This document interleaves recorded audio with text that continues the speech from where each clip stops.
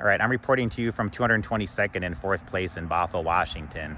This is where James J. Pettigrew, who I suspect is one of the people behind the Finders Cult's character narrative, Marion David Pettie. Now, James Pettigrew owned the house that's right there on that corner, and he also owned this house here on this corner. And so if you kind of see the way things are aligned here, this lines up to that, like in a straight line, okay? Then the house that's on my birth certificate that I was born into is down at the end of that block there, all right? And I'll do another report from there. But I just wanted to show you the geography of everything in here, because when you go down 4th Place, that direction there, 3 blocks away is a FEMA Army facility, and there's a Nike missile silo called S-03-LS. And just over, like, not that many feet away from the hatch entrance, there's a cold case murder of a girl named Jody De Paoli that's still unsolved. And the reason why that's concerning to me is because around the same time that my grandfather, James Pettigrew, had sold that house and invested it in the farm that I showed you guys that back there in Eltopia, that left behind just the one house that was over there. And so I'm going to take you on a quick tour of the rest of this so you can kind of have a better perspective on it, so you understand like where I'm coming from with this.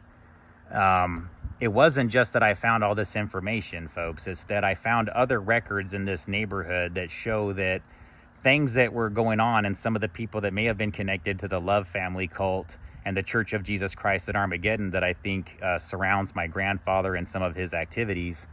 They're a group that was like connected to the actor, or rather the talk show host Steve Allen. His son Brian Allen joined this cult, and Bothell, Washington, this very city, was one of the places where they were the most active. And that was around the time that I was a child and I was living here. But they were also disbanding around that time because there was a lot of controversy surrounding them. And so it's my personal feeling that even though it was never revealed to me by my family, that a lot of them resided here and they had a lot of adopted children, and this became like a neighborhood that was a hub of abusing children because it became like a normal thing. And I just want folks to know, like, I received a confession, okay? I received a face-to-face confession from James J. Pettigrew, who used to own that house and that house, that within this block of homes here, I'm not going to say which one, but within these block of homes down here, that he did in fact molest and admitted to molesting one of these kids. And I do know that child's name. I still remember who they are, and I remember what she looked like and everything. I remember who she was. And so if that person ever wanted to reach out to me, if they ever knew what this was about, then I would be able to verify that that was something that's a real thing that actually happened to them.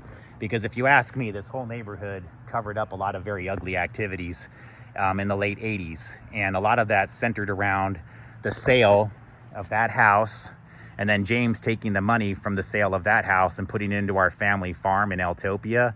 And that sort of laundered this whole experience into a whole different thing. And that's what I've been researching.